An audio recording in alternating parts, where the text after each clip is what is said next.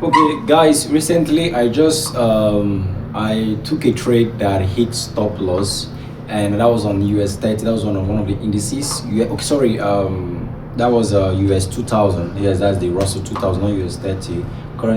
US 30 is the one I'm currently in, and there was something that I did, a behavior that I portrayed, and then I learned from it. I decided to come and share it here to you guys too on YouTube, which was being attached to a certain setup, a setup being attached to a setup.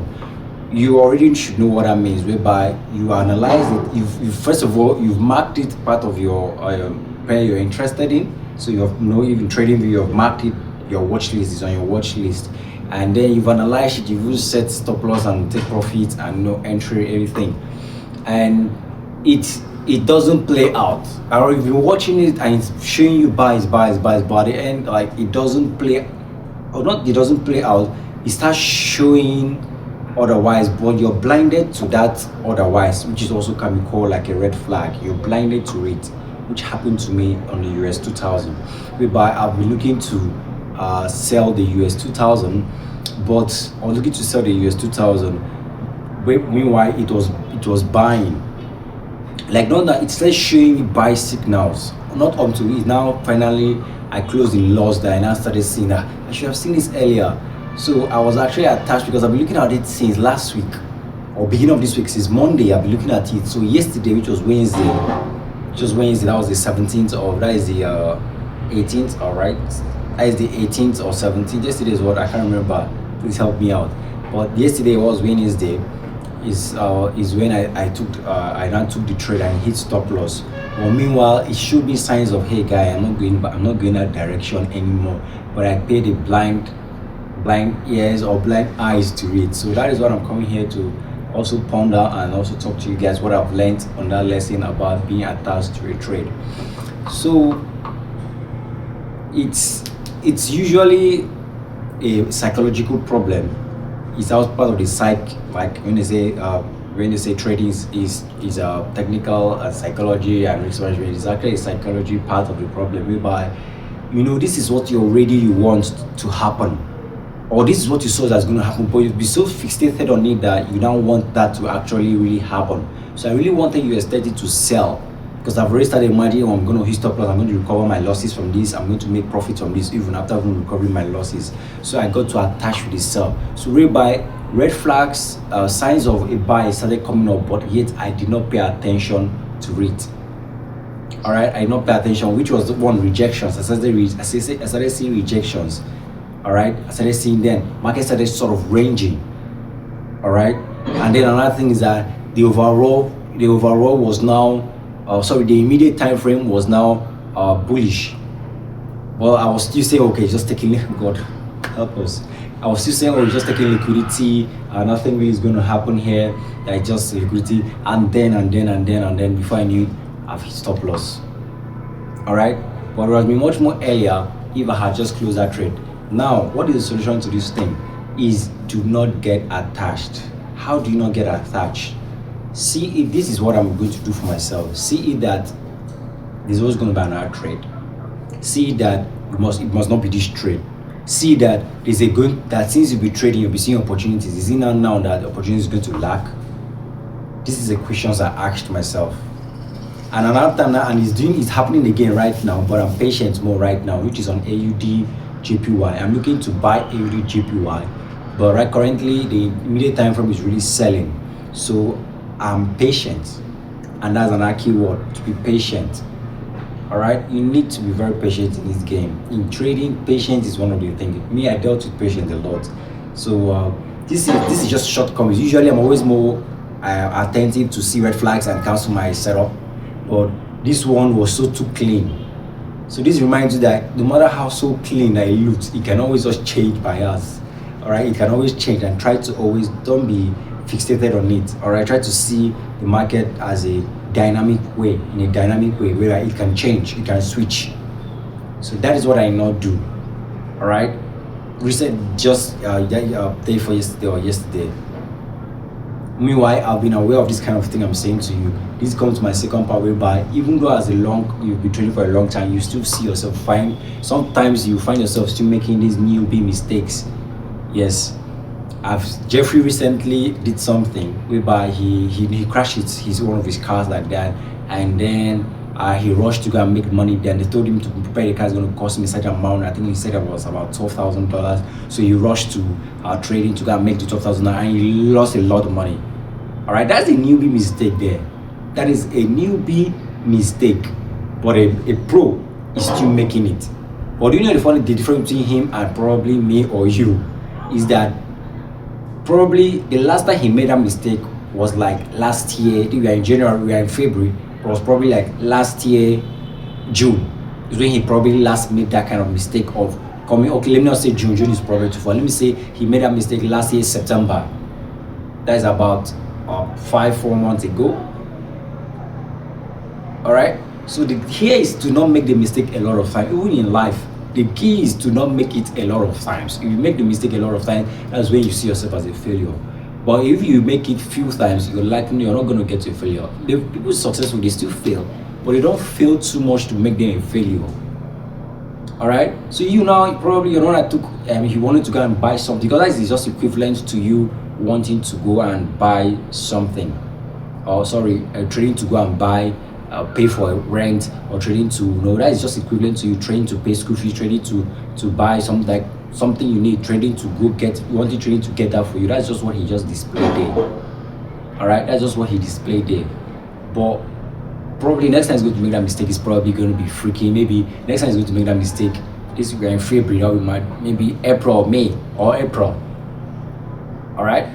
So that is the key word here. That's the key thing here, is that you should not always try to repeat the mistakes over and over again. So this mistake I made right now, closing blind eyes to what the market is showing me right now, because I want to see I want the market to go a certain direction.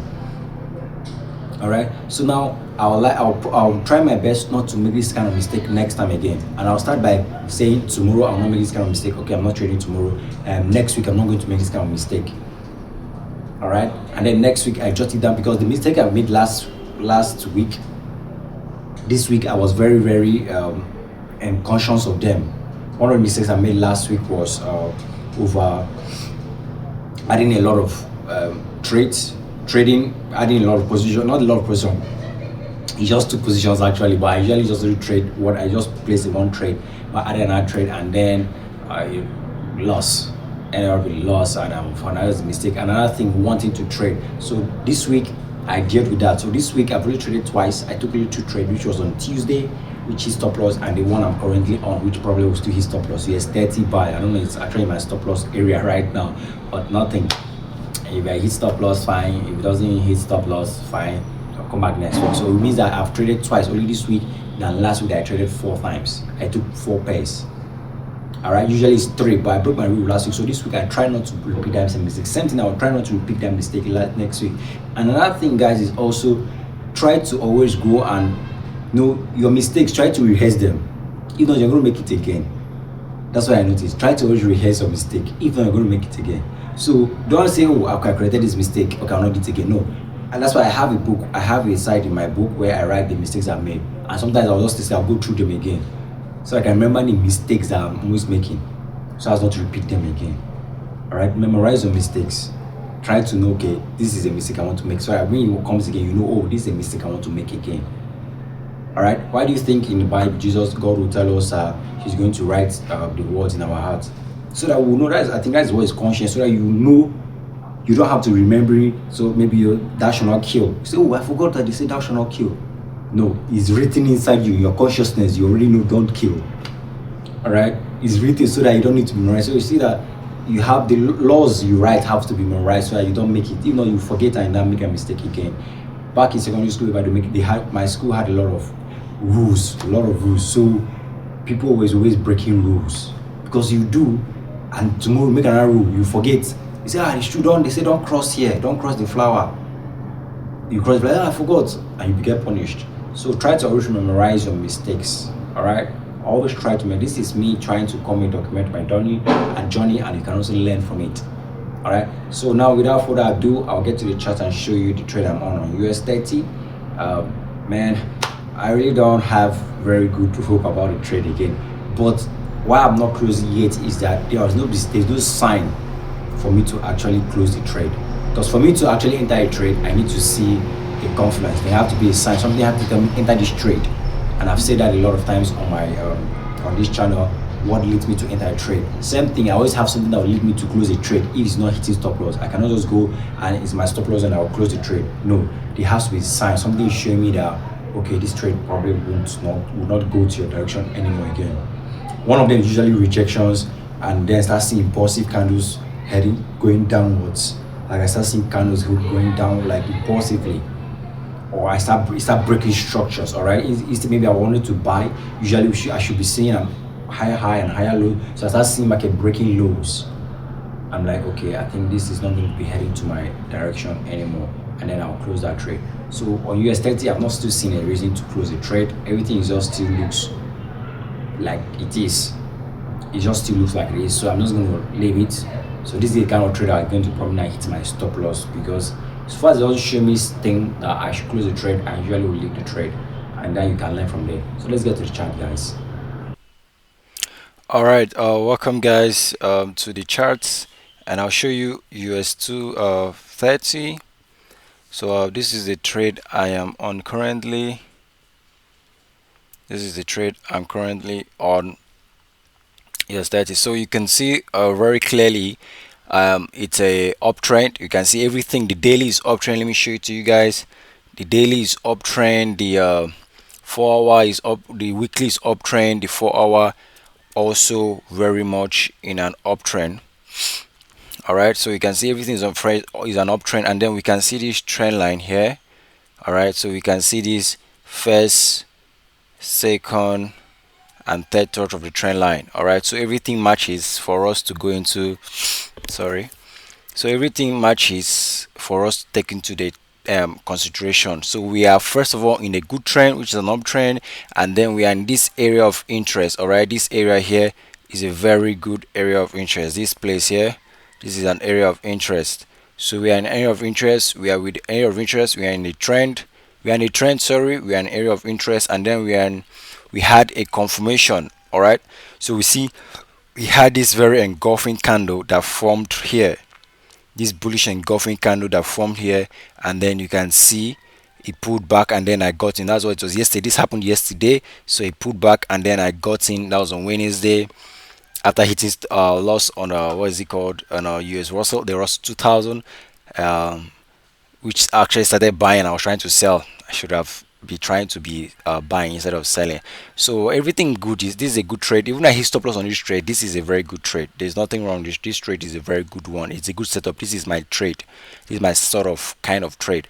So simple. I'm just expecting market to pull up to this area and then get in. So uptrend. So we have a trend, we have an area of interest, and then we have our confirmation. What was our confirmation? An engulfing candle. All right, that was our confirmation, an engulfing candle, which was this bullish engulfing candle that happened here, and then pulled back, and then we're expecting that it to rally to this other side here. So yeah, this is it. There's another trade I saw just right away, which is this. But already, I don't like to take this. Is a mistake I did last week, where I just talked about earlier in the video, whereby I saw this, but I didn't want to get in. All right, so you can see GBP card has finally broken this level, and now I believe my GBP card is going to reach this level. Before this was me. This trade here, I took this trade here. Let me point it out for you guys. I took this trade here. This trade here, I took this trade, and then it just pulled back and hit me at break even. Alright, that was last 2 weeks, I think, or last week. It was last week trade. Yeah, it was last week trade, not last 2 weeks. Because this was the trade I took GPP card. I was on this trade and US oil, and then it messed with my psychology a lot. So decided that I'm not going to be trading. I'm not going to do that this week. If I enter one trade, I'll just stick to that one trade. I'll not try entering another one. So I saw this, but I was already on the US 30, so I decided to leave it. But you can see it's really just right into the downside. It's simple. All right, we have a very good trend. We have a very good trend. All right, you can see this. Let me widen this thing. Yeah, so you can see we have a very good trend. Our market has breaking this area of interest finally, and then pull back again, and I'm supposed to get in and keep your stop loss, and then go for a straight. One is to 2.28. But that is, by the way, I'm just going to clear here. This thing used to play my psychology, putting all these levels. It always mess with my psychology. GBP USD, I didn't really see anything that I liked. US oil. I didn't see anything I liked. It just ran to outside. UGPP, nothing. UGPP is really grinding to the outside. Just that I'm not interested in it. Not just I don't like the way it looks at all. All right.